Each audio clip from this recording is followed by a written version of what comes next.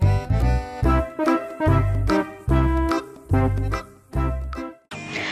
Bibi xin chào các em. Hôm nay chị sẽ hướng dẫn chúng mình làm một chiếc trống lắc nhé.